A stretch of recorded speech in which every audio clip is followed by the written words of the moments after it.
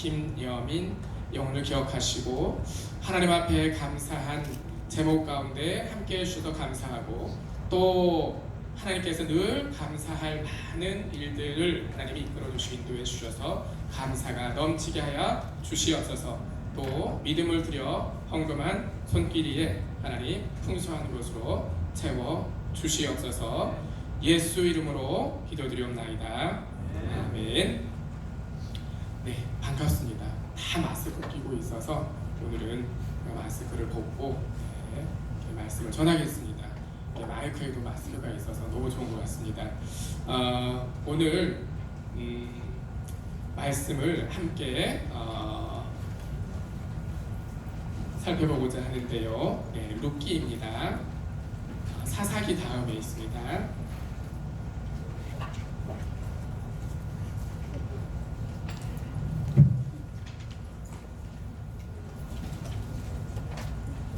룻기 4장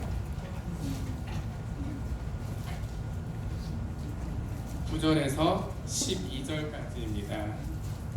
룻기 4장 9절에서 12절까지 같이 읽겠습니다. 9절에서 12절 시작. 보아스가 장로들과 모든 백성에게 이르되 내가 엘리멜렉과 기럐과 말론에게 있던 모든 것을 나오미의 손에서 산 이래 너희가 오늘날 증인이 되었고 또 말론의 아내 모압 여인 룻을 사서 나의 아내를 취하고 그 죽은 자의 기업을 그 이름으로 잊게 하여 그 이름이 그 형제 종과 그 옷 성문에서 끊어지지 않게 하매 너희가 오늘날 증인이 되었느니라.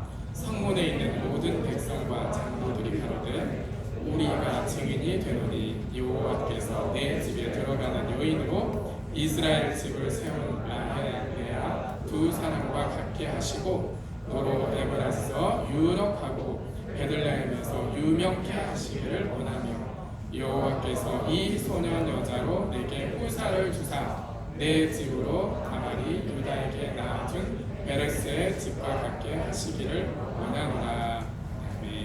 네, 말씀의 요지를 같이 보겠습니다. 주보의 말씀의 요지, 기업 물을 자를 통해 하나님의 군사. 말이 엄청 어려운 것 같아요. 기업 물을 자, 그 다음에 후사, 너무 어려운 말이 있는데요. 기업 물을 자는 룻기에 여러 번 나오는 그 관용구고요. 그 다음에 후사는 상속자를 얘기합니다. 말씀의 요지를 같이 읽겠습니다. 시작. 하나님은 창조자시다. 그가 보이는 것과 보이지 않는 것, 즉 만유를 지으셨고 아들을 만유의 후사로 세우셨다.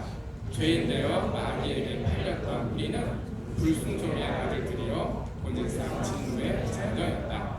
예수 그리스도는 구약의 어법으로 말하자면 기업 물을 자와 같다.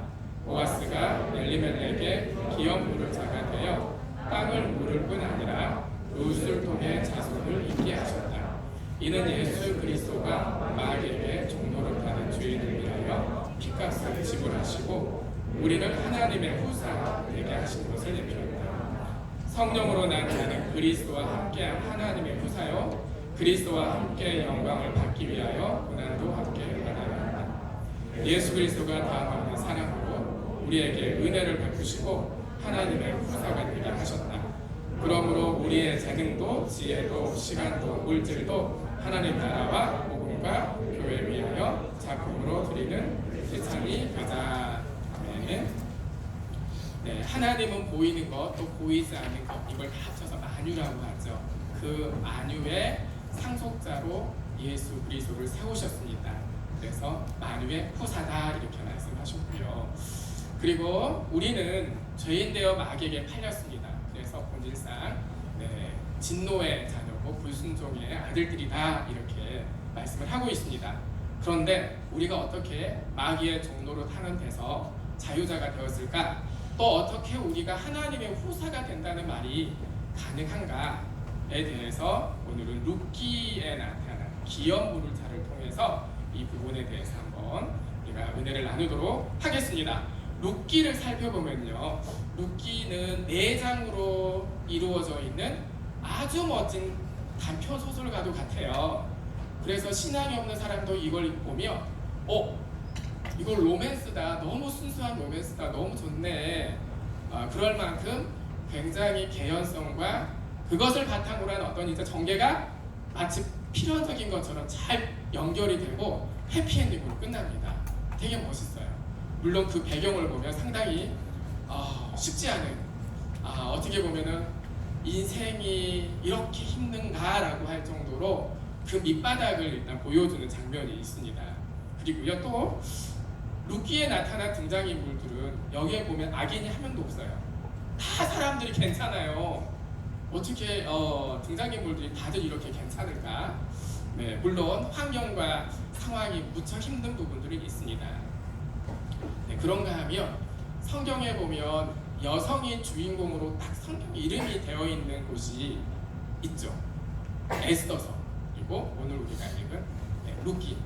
그래서 가부장적인 질서 속에서 여성이 등장인물로 나와서 특히 이제 나옴이라는 시어머니와 며느리인 룻이 그들이 연대하면서 그들이 가져가야 할 어떤 권리가 있어요.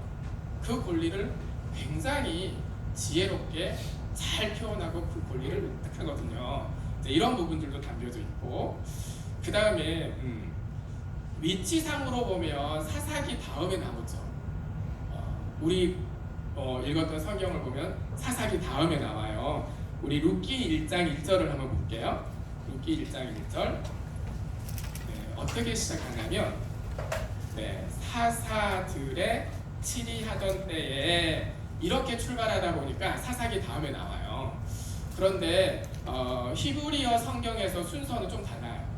히브리어 성경에서 순서는 잠언 다음에 나와요.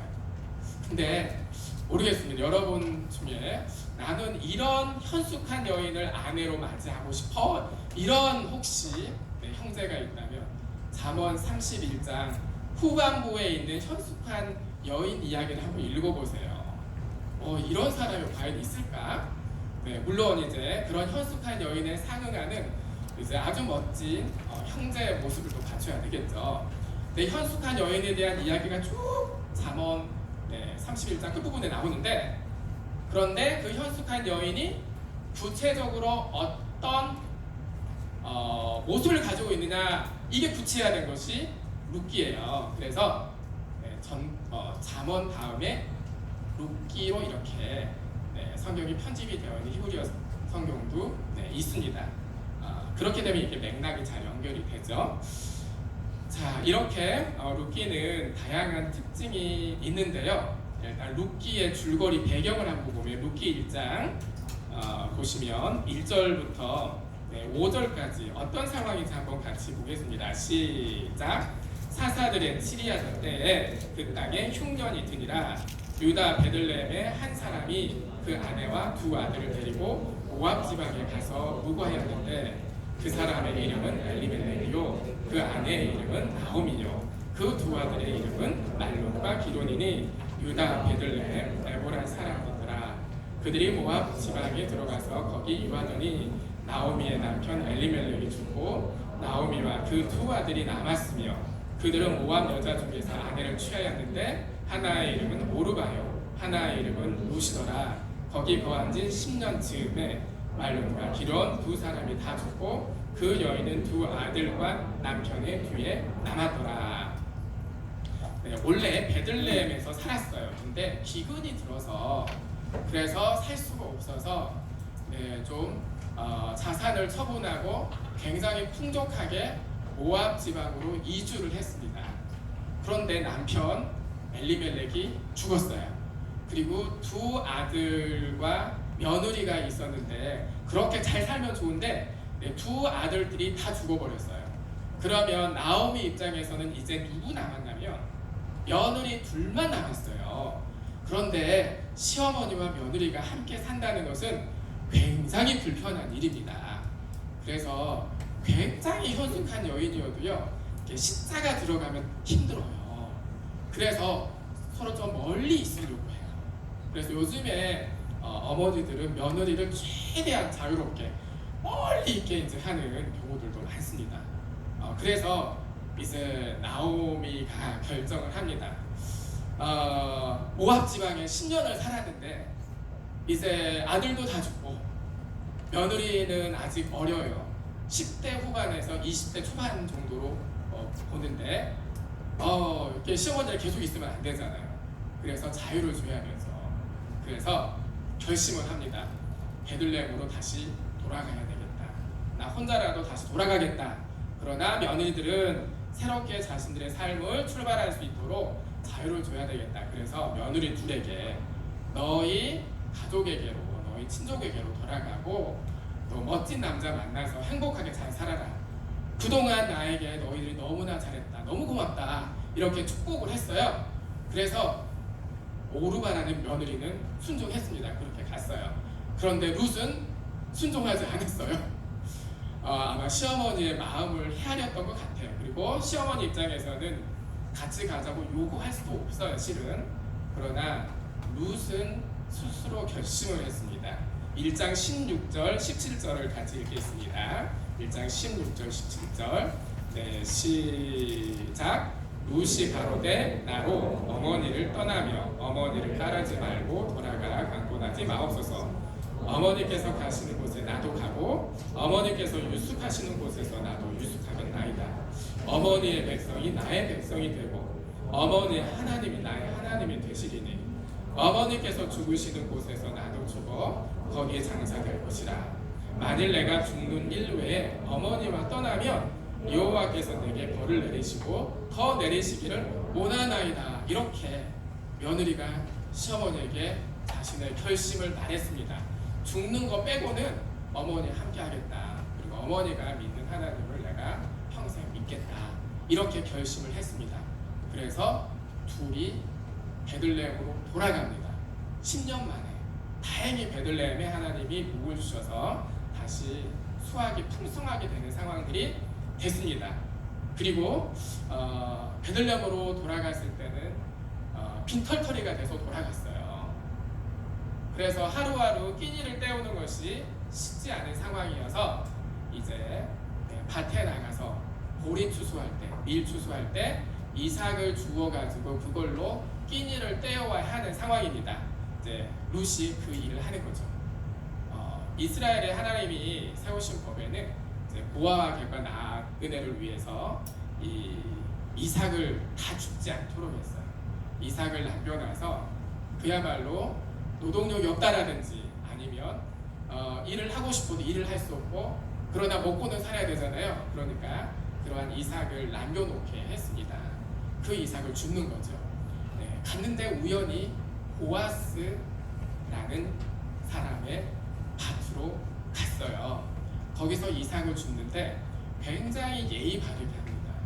어느 정도냐면 거기에 이제 품꾼들이 있고 하인들이 있는데 그 하인들보다 자신을 훨씬 더 못한 사람으로 스스로 생각을 하고 정말 겸손하게 정말 상대방이 부담이 안 되게 이삭을 줍는데 보아스가 그 광경을 보고서 물어보죠. 너의 이름이 무엇이니? 이렇게 물어보니까 저는 룻인데요. 나어머니가 저의 어머니입니다. 이렇게 했더니 보아스는 이때 나오미 나와 가까운 친척인데 이런 이제 한편의 생각이 있었을 것 같고 그 다음에 이 베들레헴으로 돌아왔는데 소문이 벌써 났겠죠. 나오미와 며느리가 돌아왔는데 나갈 때는 정말 풍족했는데 돌아올 때 빈털터리로 돌아왔어. 그런데 참 며느리가 아직 젊은데 이게 며느리를 모시고 참 대견스럽다. 이런 이제 좋은 소문들이 있었던 것 같아요. 그래서 보아스가 굉장히 깍듯하게 대하면서 또 하인들에게 이르죠. 이 룻을 누구라도 손대지 말고 그리고 이삭 줄 때 도와달라. 그리고 심지어는 볕단에 있는 이 곡식단에 있는 이삭들도 한 줌 이렇게 떼가지고 흘려 보내주고 그거 주워가게 해라. 그래서 보아스가 지금 조금 마음이 있나? 룻에 대한 좀 마음이 있나? 싶을 정도로 이렇게 호의를 베풀어요. 그리고 음식을 중간에 이제 찬을 먹잖아요. 이렇게 그때 와서 이렇게 같이 음식을 먹게 해요. 그리고 물도 먹게 하고 음식도 좀 싸가지고 시어머니 이렇게 드릴 수 있도록 하기도 했습니다. 그리고 이 추수 때 다른 밭으로 가지 말고 우리 밭으로 와서 계속 이삭주기를 해라 라고 보아스가 얘기를 했어요. 보아스가 혹시 룻을 좋아하나요? 이게 좀 썸 타는 일이 발생할까? 네, 3장에 보니까 왠지 썸 타는 일이 생기는 것 같아요. 시어머니가 물어봐요. 누구 밭에 가서 좋았나? 보아스 밭에 갔다고 해요. 우연히 들렀던 밭이 보아스 밭인데 그 밭으로 계속 가라. 그리고 너도 이제 안식할 곳이 필요한데 3장을 한번 보겠습니다. 루키 3장 3장 1절을 한번 보세요. 룻의 시모 같이 읽겠습니다. 시작. 룻의 시모 나오미가 그에게 이르되 내 딸아 내가 너를 위하여 안식할 곳을 구하여 너로 복되게 하여야 하지 않겠느냐. 안식할 곳 NIV 영어 성경을 보면은 홈으로 돼 있어요. 가정. 너를 위해서 가정을 가질 수 있도록 내가 조금 생각을 했다. 너가 보아스 밭으로 갔다고 하니 계속 그 밭으로 가는데 내가 보아스와 너를 좀 연결시켜 주겠다. 이렇게 시어머니가 지금 플랜을 짰어요. 그래서 플랜의 내용을 얘기해 줍니다.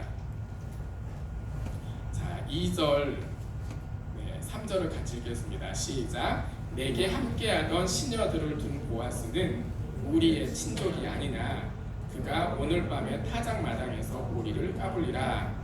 그런즉 너는 목욕하고 기름을 바르고 의복을 입고 타작마당에 내려가서 그 사람이 먹고 마시기를 다하기까지는 그에게 보이지 말고. 4절까지요.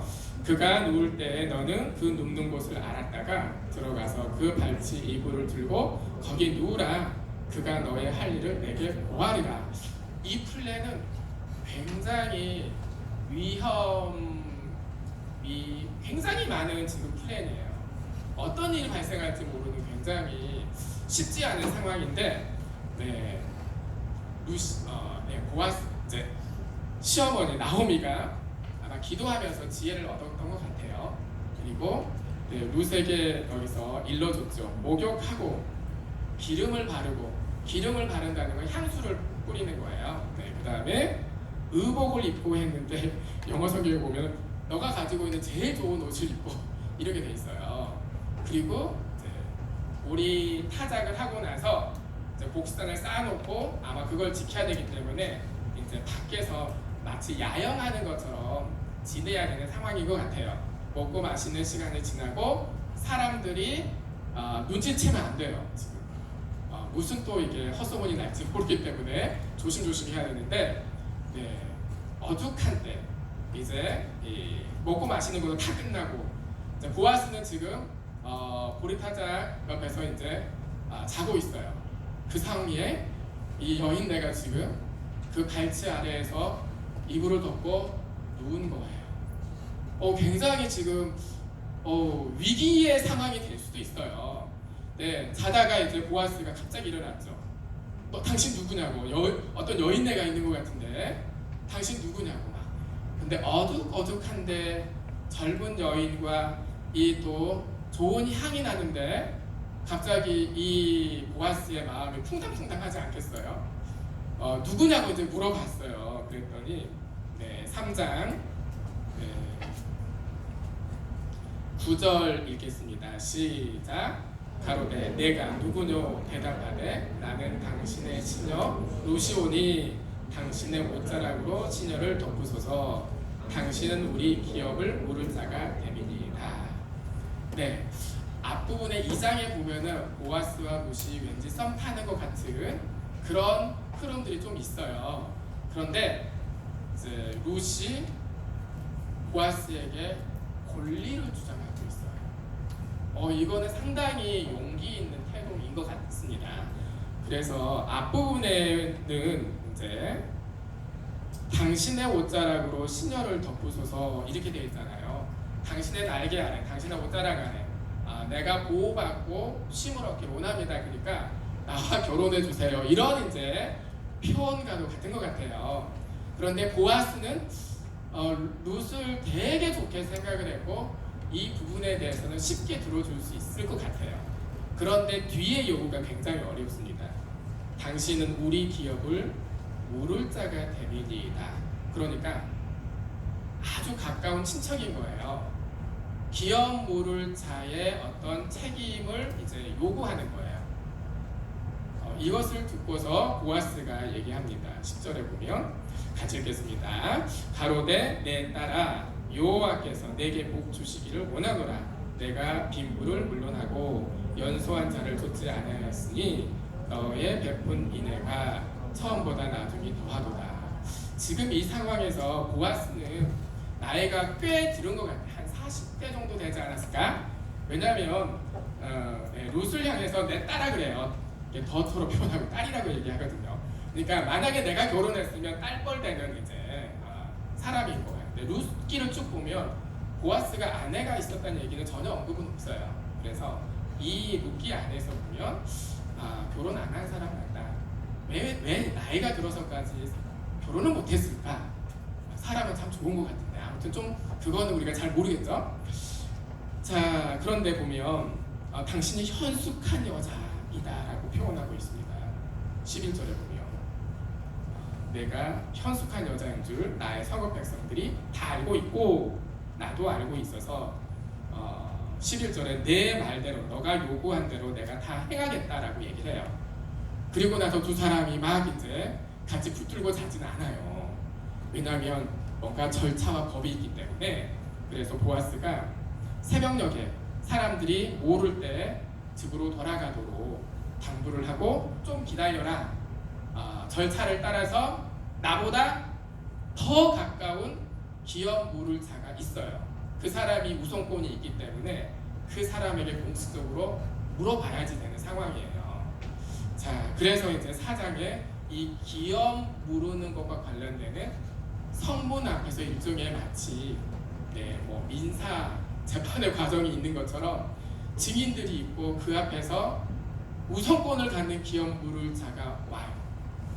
그리고 보아스가 있고 그리고 절차에 따라서 물어보는데 여기서 기업 물으다라는 말이 도대체 무슨 의미냐? 너무 말이 어렵죠. 기업 물으다.